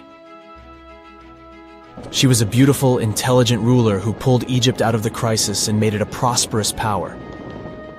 Medieval Arabic texts say she knew chemistry, mathematics, and philosophy, and may have written several scientific books. She knew several languages and had excellent diplomatic skills. At the same time, there are many legends that she was a femme fatale who drove many men crazy. However, there's no evidence that her beauty was incomparable. The image of a stunning model was created by Hollywood when it made several films where famous actresses performed the role of Cleopatra. And the Roman Emperor Octavian, the adopted son of Julius Caesar, specially created the image of Cleopatra as an insidious seductress because he was her enemy. Even though she was born in Egypt, Cleopatra wasn't an Egyptian. Her ancestors were Greeks, among whom was one of the generals of Alexander the Great. However, the people of Egypt loved her. She learned the language and was very sensitive to the traditions of this country. She knew the history, mentality, and customs of ancient Egypt well. She raised the level of its economy and strengthened its status as a world power. Much of this was made possible thanks to her cunning and impressiveness. She loved theatrical performances and lavish celebrations. She knew how to surprise people and put on a show. But behind the exterior image of a luxury lover was an intelligent and calculating ruler. Ancient Egypt was a rich, luxurious country, and Cleopatra did everything to increase its wealth and strengthen its position in the international arena. For example, she was once in conflict with her brother Ptolemy XIII Odd. The queen knew that she wouldn't be able to resist him, so she decided to attract Julius Caesar to their side. The Roman emperor arrived in Alexandria, where Cleopatra wanted to meet him, but Ptolemy knew about her plans and was about to prevent her from coming to Caesar. Then, instead of a rich and noisy arrival, Cleopatra decided to make her visit inconspicuous. She wrapped herself in a carpet or linen bag the emperor's servants carried into Caesar's private chambers. Cleopatra emerged from the carpet and impressed the Roman emperor with her beauty and determination. As a result, they fell in love with each other and became close allies. After some time, she impressed another influential Roman for diplomatic purposes. She arrived to meet Mark Antony on a golden barge with purple sails and silver oars. Cleopatra was dressed in the image of Aphrodite and sat under a magnificent canopy. Her servants dressed like cupids and were blowing her fan and burning incense. But Cleopatra created such a show for a reason. She knew that Antony revered Greek mythology and considered himself the embodiment of Dionysus. As a result, he was so impressed with this woman that he ended up marrying her. Cleopatra defended her crown, strengthened her alliance with Rome, and bore Antony 3 children. In Egypt, they threw big parties and enjoyed wealth with power. However, the relationship of a high-ranking official with the Egyptian queen caused a scandal in Rome. Octavian was Antony's primary opponent in the struggle for power, so he exploited the situation to darken the competitor's reputation. He used propaganda to make Cleopatra an insidious seductress in the eyes of Roman citizens. He accused Antony of succumbing to her charms. The Roman Senate supported Octavian and declared Cleopatra an enemy. In 33 BCE, this conflict reached a high point when Antony's navy clashed with Octavian's fleet. The latter won and forced his enemy to flee to Egypt with Cleopatra. According to some records, they took refuge near Alexandria. Pursued by the Romans, they hid in one of Cleopatra's palaces and met their end. Some legends say that Cleopatra was an expert in poisons. She provoked a venomous snake, a viper or an Egyptian cobra, to bite her. Also, according to another legend, she pricked herself with a poisonous needle. There's a theory that Cleopatra always carried an ampule with poison inside her hairbrush. And when she was cornered, she soaked the needle with this poison and pricked herself. None of this can be said for sure. Scientists are still trying to find out the truth. Perhaps when they reach Cleopatra's tomb, the world will get more answers about her tragic fate. She is considered the last ruler of Egypt. After her passing, Octavian plundered her palaces and temples and returned to Rome, where he became the main emperor. He successfully ruled the country and expanded its borders. His reign ended when he turned 75. World history would have looked different if Cleopatra and Mark Antony hadn't lost that naval battle. By the way, did you know that more time has passed between Cleopatra's reign and Neil Armstrong's flight to the moon than between the reign of the Egyptian queen and the construction of the Great Pyramid of Giza? Armstrong took a step on the Earth satellite in 1969, 38 years after the birth of Cleopatra. And the construction of the pyramid took place in 2560 BCE. Imagine how long the history of ancient Egypt is. Cleopatra is closer to us in time than to the pyramids. Unlike many other ancient Egyptian burial grounds, King Tutankhamun's tomb stayed hidden and free of unwanted thieves for 3,000 years. One reason was that the tomb was smaller than average and tucked away in a place called the Valley of the Kings. This area was already being extensively explored by the time they stumbled upon Tut's spot. The entrance was all covered in debris from building a nearby tomb, which must have also helped keep it a secret.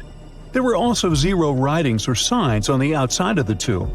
Time passing also played a part in keeping it in amazing shape until the 1920s, when a man named Howard Carter finally made it in. But was Carter that big of a hero? Some recent findings say he might have been sneakier than initially thought. People used to think Carter wasn't just a glorified treasure hunter, he was a true archaeologist. Before Tut, he had been on a relentless quest for Egyptian artifacts. He discovered his interest in these unusual objects when he was a child, and soon started drawing the sculptures and inscriptions that were found in ancient tombs. After stumbling upon the remains of King Tut, Carter spent a decade recording and processing all sorts of objects, like golden thrones, chariots, and statues from Tut's tomb, shipping them down the Nile to Egypt's museum in Cairo. Well, at least that was the official story. More recent discoveries claim that not all of the objects made it to Egyptian officials. A secret letter seems to uncover Carter's little 10 for them, 1 for me policy. The letter in question was sent to Sir Alan Gardiner, a philologist and friend of Carter's, dated from 1922. In these writings, Carter mentioned having found the tomb and was asking his buddy for some advice. In another letter from 1934, Gardiner seems to be thanking Carter for an amulet, which was sent to him as a thank you gift. Carter was adamant that it didn't come from Tut's tomb, but evidently it did. Even the British director of the Egyptian Museum was onto Carter's sneaky endeavors, but couldn't prove it. He compared Gardiner's amulet to others from Tut's tomb, and lo and behold, they were a perfect match.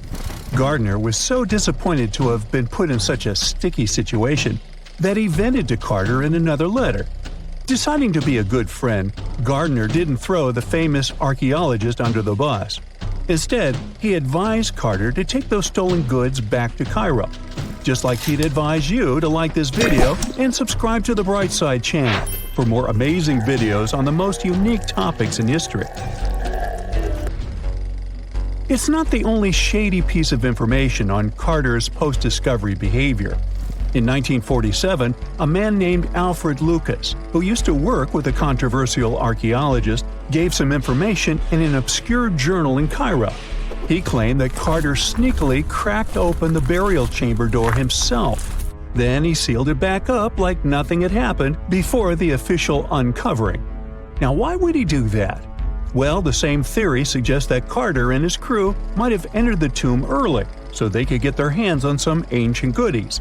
Obviously, these people couldn't risk having such objects sold while they were still alive, but made sure they were auctioned off after they passed.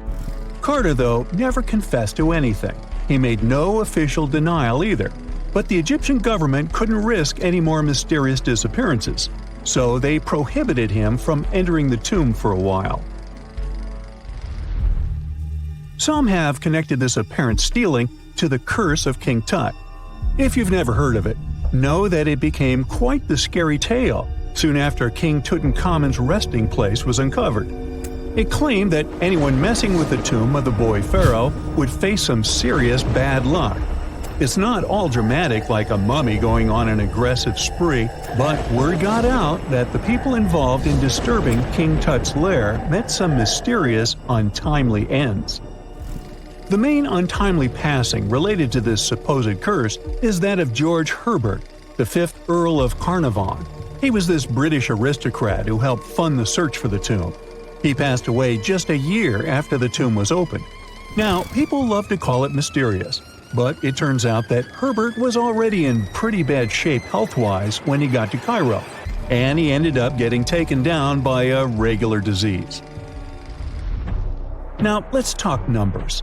There were a lot of people linked to this tomb opening: security guards, archaeologists, and supporting staff. And sure, a few of them did pass not long after the tomb started receiving visitors.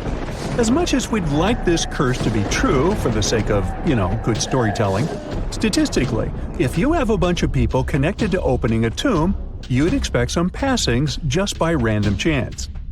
The average lifespan for those supposedly targeted by the ancient curse was more than 20 years after the spell was supposed to kick in. Herbert's daughter even lived until the 1980s, that's half a century later. And Howard Carter himself lived until 1935, a solid 16 years after the big reveal. Some have suggested that the whole curse was nothing more than a careful PR strategy. You see, when Tut's tomb was found, Howard Carter wanted to make a priority out of keeping nosy reporters away. So he might have come up with a curse hanging over anyone entering the boy king's resting place. But what was stolen from King Tut's tomb anyway? Well, some jewelry to begin with. It might have been snatched by Howard Carter himself, according to a French specialist. He did some intensive research by looking at old pictures taken from inside the tomb back in the 1920s. He compared those images to various objects from museums and auction houses. He soon started to piece together the whereabouts of some of Tut's jewelry. First up, there's this collar that used to be on Tut's chest. It was all broken into pieces, and some parts went via Carter to the Nelson Atkins Museum in Missouri. Meanwhile, other bits ended up on a necklace owned by some unnamed people who tried to sell it in 2015 but failed. Even the Nelson Atkins Museum agrees, as they've confirmed the information on their website. Then there's a headdress piece. Some beads from it that once belonged to Tut apparently got stolen by Carter too. They were also strung into a necklace and are now being held at the St. Louis Art Museum. Another fancy collar made out of glazed ceramic magic spent some time at the Met, far away in New York. Thankfully, it was sent back to Egypt a bit over a decade ago.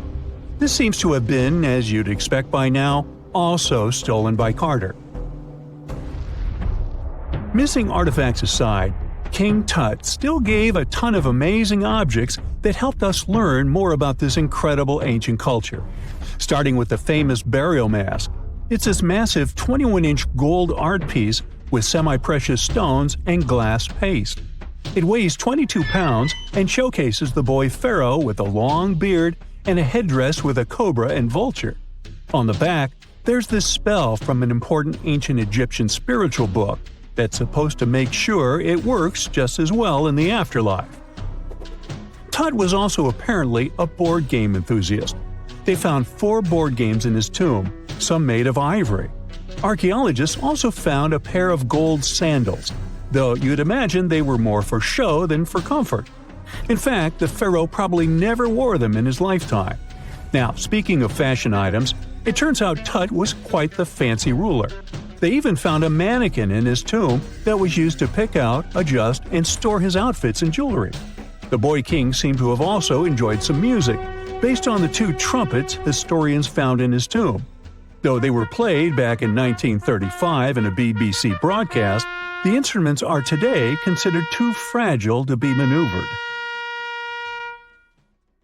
Imagine working 7 days a week on a large-scale construction site.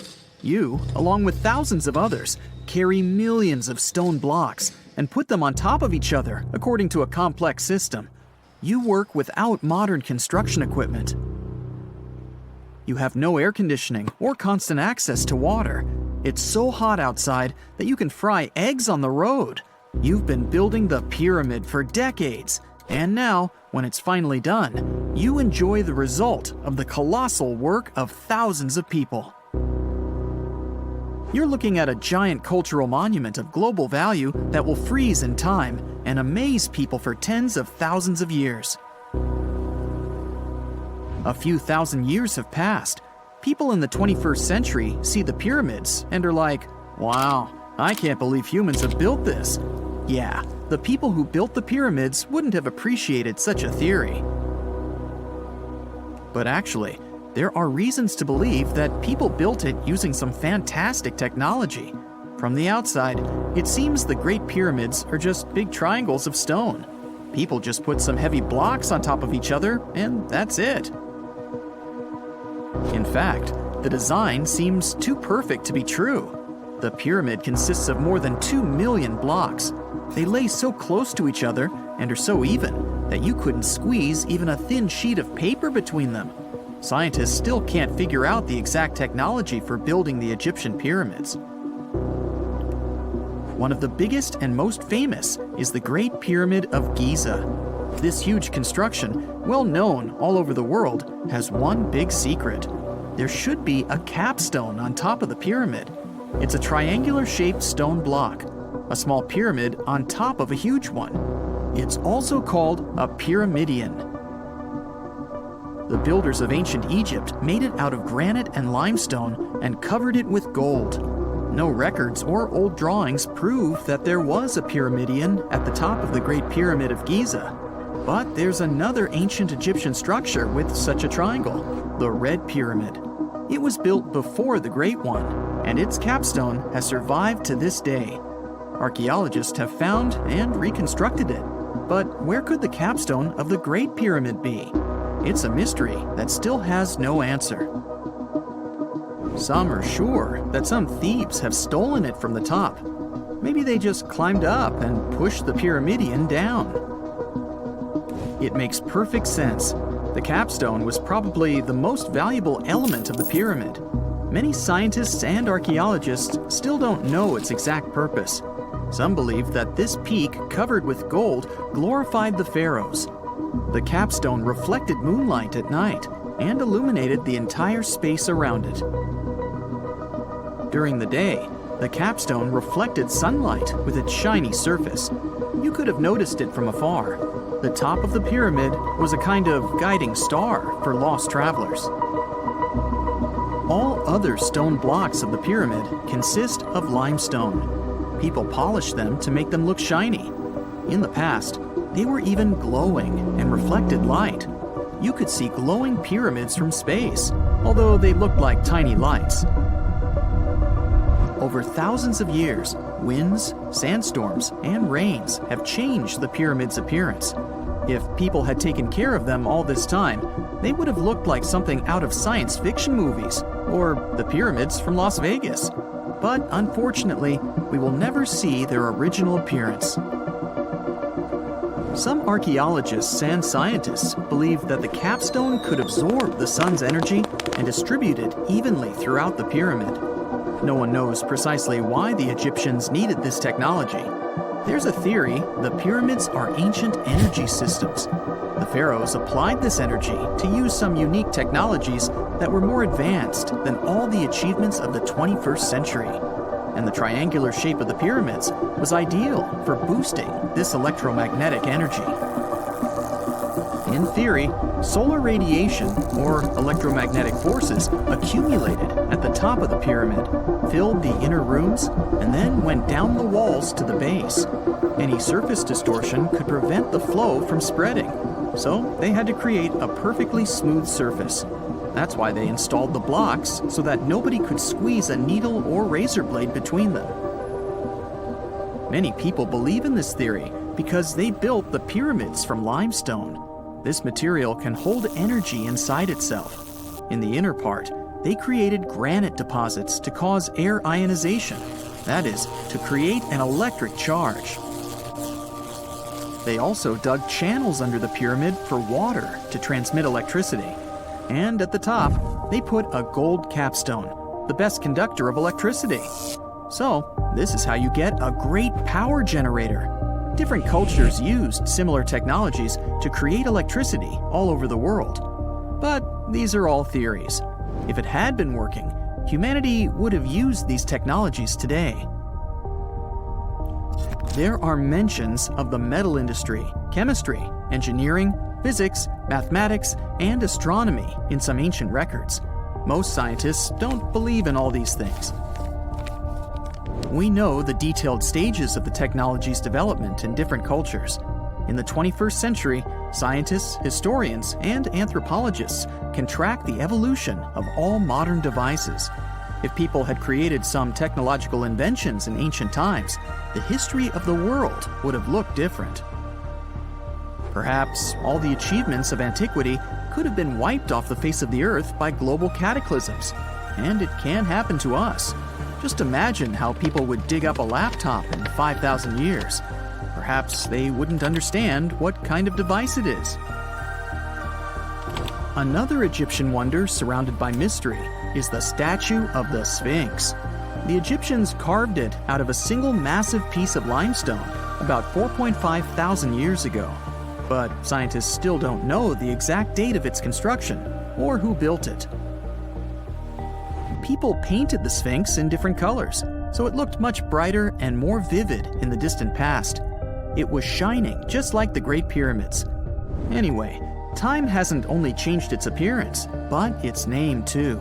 Initially, the Egyptians called it Horemheb. The Greeks renamed it the Sphinx about a few hundred years after it had been built. The Sphinx emphasized the greatness of the rulers of Egypt. It also performed a symbolic function of a watchdog guarding the tomb of the pharaoh and the paths leading to it. This version sounds realistic, since archaeologists have discovered many secret entrances at the foot of the Sphinx. Perhaps these rooms and intricate tunnels lead to underground halls with treasures. And treasures don't always mean gold and jewelry. According to legends and theories, the Sphinx guards the Hall of Records, the storage of all humankind's knowledge. The information about the ancient mythical state of Atlantis could be there. You can find many detailed maps of the internal dungeons of the Sphinx on the internet. They show structures 12 stories deep under the statue. It looks like a small city filled with gold, scrolls of knowledge, and various ancient artifacts. But don't believe all these maps. These are just theories. Several thousand years have passed, but people have very little information about it. Archaeologists know that there are still many strange and exciting things about the Sphinx that are still undiscovered. Some locals are afraid to research because they believe they can awaken something terrible from the underground depths. Therefore, it's mostly scientists from other countries who conduct the excavations. In 1998, scientists discovered strange tunnels leading to empty rooms under the Sphinx. They realized that some people tried to get there through tunnels in the past, and maybe those people took all the treasures that were there. One of the legends says that some powerful artifact lays beneath the Sphinx. Its technology can change the whole world, but the locals are hiding it because it can damage the planet. Some believe that you can find evidence of unknown technologies painted on the granite walls in the pharaoh's tombs. But most likely, these paintings and signs tell us the myths and legends of ancient Egypt. But what if Egyptian symbols and drawings are detailed instructions for using ancient technologies? What if the locals that lived at that time thought, People in the future won't be able to get energy themselves. Let's leave some detailed instructions for them. Anyway, there are many riddles and theories. In reality, the search for answers is a dangerous undertaking, since it's not easy to get into the underground halls.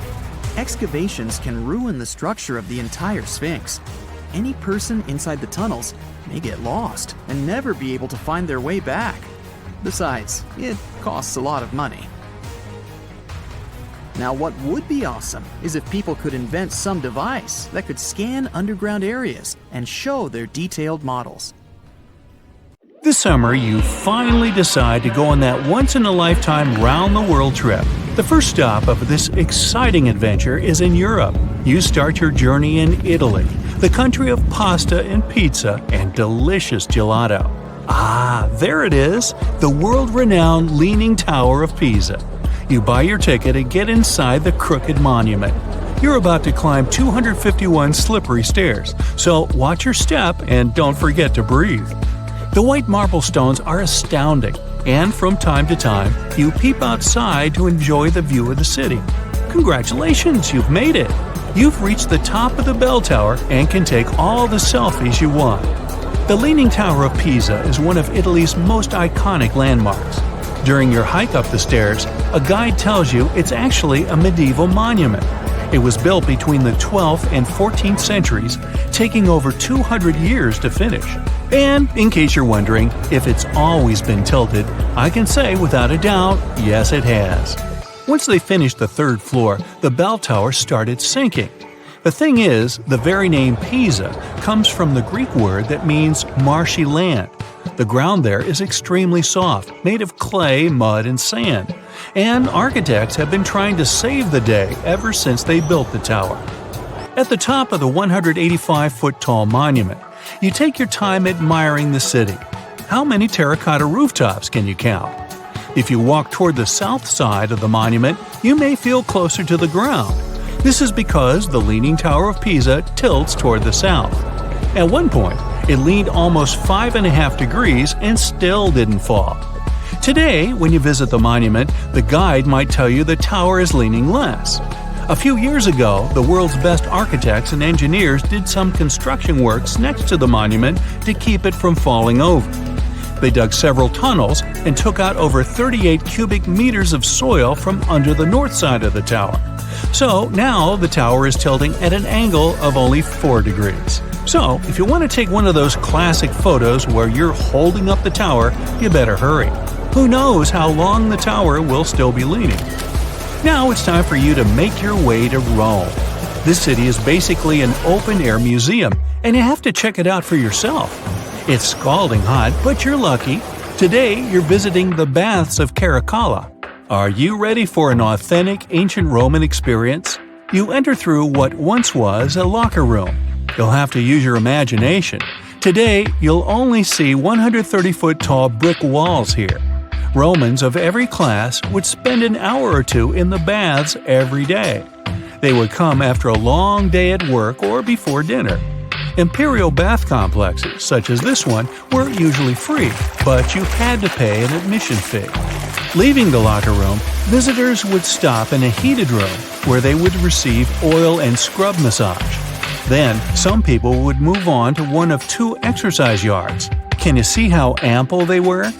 Here, there were elaborate marble porticos, and you can still see a few fragments of the mosaic-colored floor. If you were in the mood for something more intellectual, you could stop to listen to a philosopher or visit one of the libraries. Now we've arrived at the most impressive room, a caldarium. It was a circular hot-steamed room measuring 115 feet in diameter. It had not 1 or 2, but 7 heated pools inside. Above your head, you'd have seen a magnificent dome supported by large granite columns. The entire structure was richly decorated with multicolored glass mosaics and the finest white marble. The complex also housed an indoor Olympic-sized pool with waist-deep water. Today, you can only admire a few reddish walls made of brick and concrete. Emperor Caracalla, like many other Roman emperors, built a mega-complex, and it sure made people happy. After a long international flight, You arrive in Egypt. Get ready for some camel rides and juicy dried fruits. Does anyone here love dates?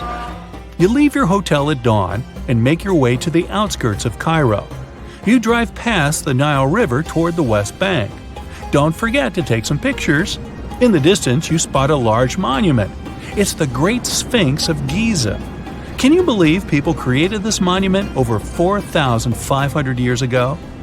Once you get closer, you see the Great Pyramids just north of the Sphinx. You learn that, unlike the pyramids, the Sphinx was carved directly from the bedrock of the Giza Plateau.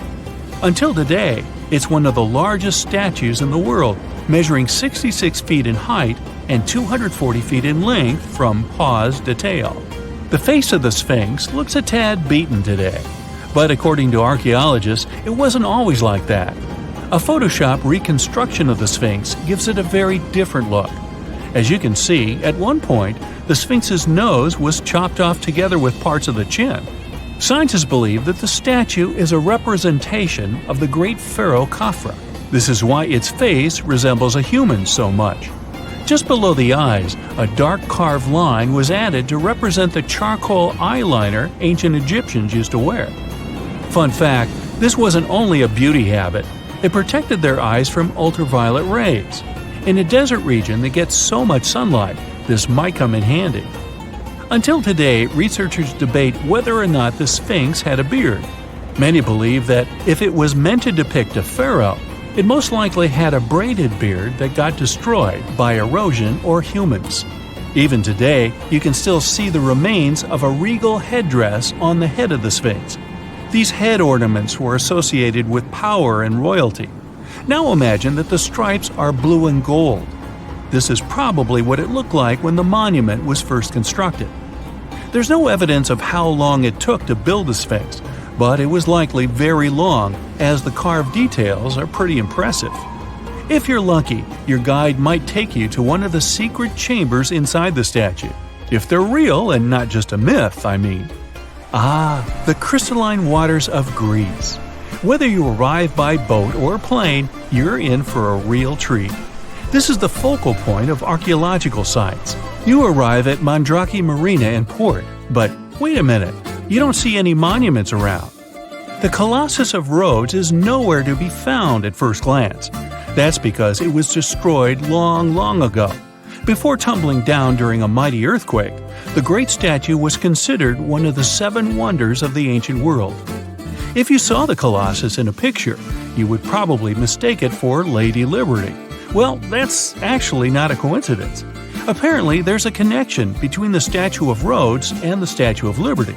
They were both built as symbols of freedom, and Lady Liberty is often referred to as the modern Colossus. The Colossus stood at 100 feet tall, but today all you see is a concrete jetty with a huge gap in the middle. Now imagine a bronze statue straddling both ends of the bridge. The Colossus was built back in the 3rd century BCE, and 900 camels took part in the construction. The statue existed for approximately 54 years before it was ruined by a powerful earthquake. It hit the city so hard that all that was left of the statue was one very large foot. Even so, people kept visiting the monument. Are you ready to head home? Thanks for joining me on this journey, and don't forget to tell me what your favorite site was. See you next time!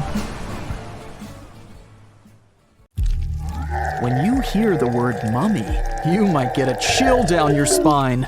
That's because most of us associate this word with those creepy characters we've seen in some scary movies. But in reality, mummies have helped us understand a lot about ancient civilizations, their rulers, and about how people used to deal with losing their loved ones. The people most famous worldwide for their mummies are the ancient Egyptians. They believed that some sort of existence after passing away was possible, if certain conditions were met. That's why they insisted on preserving the human body through the process of mummification and placing the mummy in a furnished tomb, kind of like giving it a fully functioning apartment of its own. Why did they believe in this? Well, because they were deeply connected to their natural environment for the most part. They saw the natural cycles around them, like how the sun rose every day, followed by the moon. or how new life was always sprouting from plants, even after they had wilted away. They also believed that the powerful spirit Osiris, who represented the cycle of passing away and resurrection, played a role in this process. To prepare for the afterlife, the ancient Egyptians followed certain rituals, like mummification, which involved using materials like honey, resins, and incense to preserve the body. There's no other mummy more popular than that of King Tut. He was a young pharaoh who ruled over 3,000 years ago in Egypt. The problem with discovering ancient royal tombs is that most of such burial sites were previously robbed. People knew ancient rulers had been left with many valuable belongings, so those locations became vulnerable to thieves. When King Tut's tomb was opened in 1922, people were excited because it had not been robbed, like many other previously discovered royal tombs. That's how well hidden it was. Inside, his mummy was encapsulated in a total of 3 coffins, including one made of gold. The objects found in his tomb showed us what ancient Egypt was like, and studying his mummy also helped us learn about the culture and practices popular at the time when he passed away. We also learned about his family by looking at his DNA. Scientists were able to discover that he had had a disease called malaria and a problem with his foot that might have made it hard for him to walk. Ramses II was another pharaoh in Egypt who ruled for 68 years, which was quite a lot back in the day. He was known for his expansion campaigns and building projects. Many objects from his time as a ruler still exist today, including a large statue of him. Ramses II was about 6 feet tall and lived to be about 90 years old. After looking at his mummy, scientists concluded that he may have had a medical condition that affected his spine. Now, remember those thieves I mentioned before?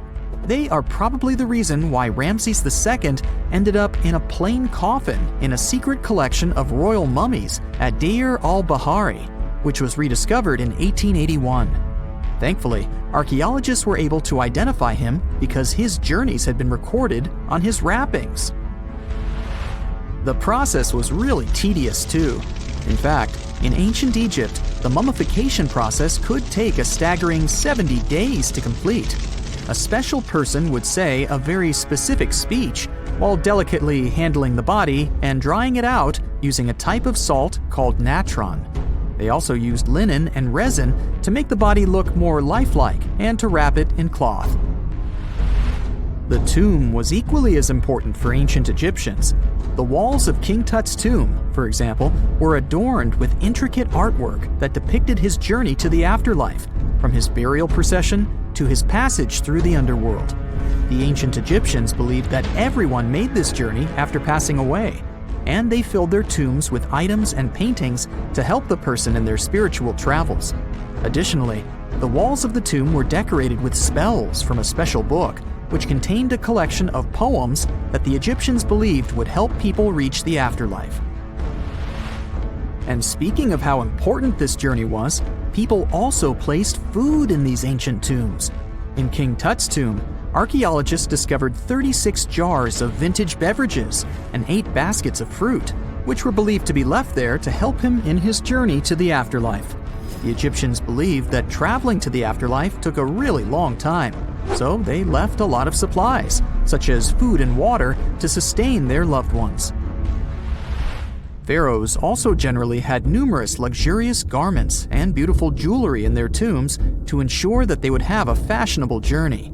These items included various types of linen clothing, such as tunics, scarves, gloves, and headdresses, as well as a lot of gold jewelry with precious stones, like bracelets, buckles, pendants, necklaces, rings, and even precious depictions of insects for protection. Some were also deposited with fans made from ivory and ostrich feathers to keep them cool in the afterlife. Some ancient rulers were even placed in their forever apartments along with boats. For example, Pharaoh Khufu built the Great Pyramid at Giza as his tomb, and a large ship was found inside. King Tut, however, was buried with multiple boat paddles, but no actual boat. Instead, he had 3 chariots and numerous walking sticks made of precious materials. perhaps indicating he'd rather travel to the beyond by land, not by water. Amongst the most interesting objects found near ancient mummies are bottles of oils and perfumes. If rulers were supposed to be fashionable, why not smell nice too, right? Also, some of them had some ancient kinds of board games, most of them made out of precious materials like gold or ivory. One of those games was called Senet. It was very popular amongst the ancient Egyptians and very similar to modern-day chess. The ancient Egyptians may have the most famous mummies out there, but they weren't the first to invent the procedure. In fact, it all started in South America with an ancient civilization named the Chinchorro. As far as we know today, these people were the first to mummify their loved ones that had passed away. They did it somewhere around 2,000 years before the Egyptians started their own rituals. Sure, we can tell a lot about ancient rulers by studying these mummies, but until recently, we had no idea what they really looked like during their lifetime. Not so long ago, though, some very special mummy paintings were found by archaeologists studying ancient Egyptian objects. These mummy portraits are highly detailed paintings of individuals that were made while they were still alive. Such paintings were often painted on wood, as opposed to the classical portraits we all know about, which are painted on canvas. They are known for their realism and beauty, and have even been used by researchers to diagnose diseases by comparing them to the corresponding mummies. Some of these portraits also include depictions of jewelry, which was later found on the mummies. The recent discovery of these mummy portraits in Central Egypt is significant, as it marks the first time in over a century that such paintings have been found. Mummies appeared all around the world naturally, too. Mummification can occur without people intervening because of natural conditions, like extremely cold or hot environments, places with a lack of oxygen, or accidental exposure to chemicals that preserve the body. These conditions don't allow bacteria to grow, resulting in the body remaining more or less intact. Famous Otzi was one of these mummies.